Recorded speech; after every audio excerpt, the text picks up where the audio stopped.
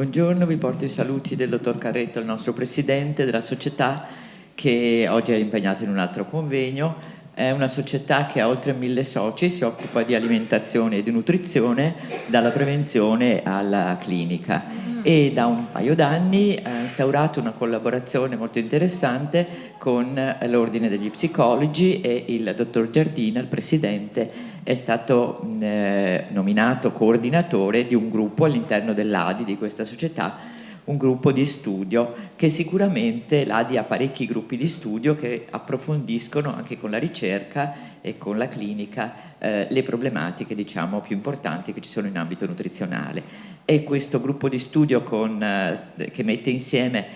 specialisti della nutrizione e psicologi credo che sia molto importante per implementare quella che è l'integrazione del nostro operato in molti ambiti, perché le patologie che sono state anche nominate prima, cioè le patologie croniche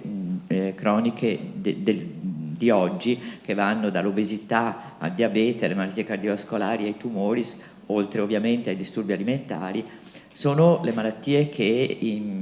impongono sicuramente un'integrazione professionale. Pensiamo che anche nell'ambito della prevenzione è importante l'integrazione delle competenze professionali, ma soprattutto nella gestione di questi pazienti e di queste persone che nel decorso delle loro malattie cronica, pensiamo all'obesità, al diabete, vanno incontro a complicanze che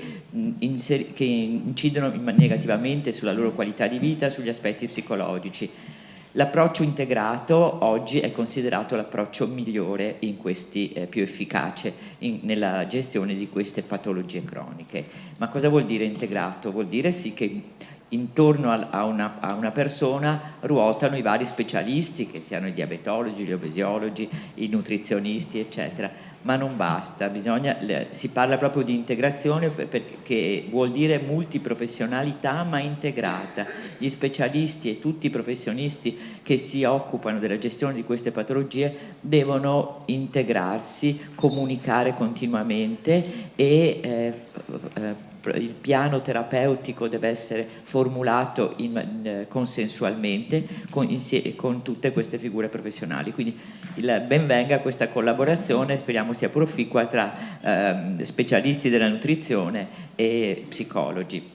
Il convegno di oggi tocca poi molti aspetti, diciamo, che riguardano non solo gli aspetti psicologici dell'anoressia nervosa, ma anche gli aspetti etici, gli aspetti antropologici,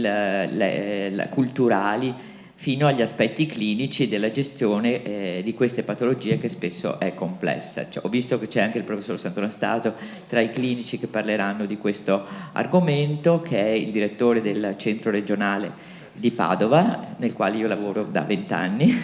ed è anche il coordinatore della rete regionale per i disturbi alimentari. Non voglio portarvi via altro tempo, credo che un